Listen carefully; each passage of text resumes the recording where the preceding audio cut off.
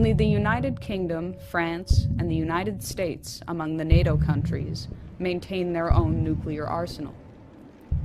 France is believed to have a nuclear stockpile of 300 warheads, and Britain maintains a stockpile of 225 with 160 active nuclear warheads. Britain, France, and the United States, after their cooperative mission to eliminate the Libyan head of state, are currently the most emphatic to end the regime of Bashar al-Assad in Syria, despite the line drawn by Russia. This enthusiasm from the West has taken the form of openly arming barbaric opposition groups.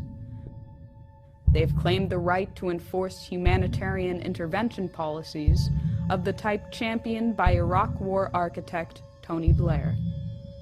And from the United States, President Obama is escalating the propaganda campaign to establish the pretext for a full-fledged U.S.-led military intervention into Syria and beyond. That a red line for us is we start seeing a whole bunch of chemical weapons moving around or being utilized. That would change my calculus. That would change my equation. If world war were the intention, a Middle East attack would immediately engage the world powers of Russia and China. Inevitably, the United States would employ the greatest assets of its nuclear arsenal.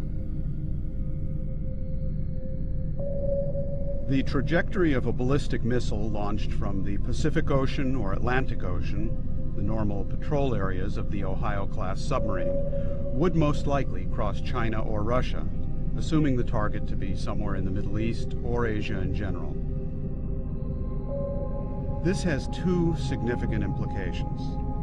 First, the U.S. would have to inform Russia or China of its intentions prior to initiating a strike from a submarine, if either of those two nations was not the intended target, which blunts the effectiveness of the strike. Second, the launch acts as a datum for the submarine itself. If the launch platform is also carrying nuclear weapons, the effect of launching a missile makes the entire submarine and its nuclear payload more vulnerable. Assuming that other nations have been informed of an intention to launch a strike from a ballistic missile submarine, this may afford a nation an opportunity to actually destroy the submarine. For these two reasons, it is unlikely that any U.S. president will execute a non-nuclear strike from an Ohio-class submarine on strategic deterrent patrol.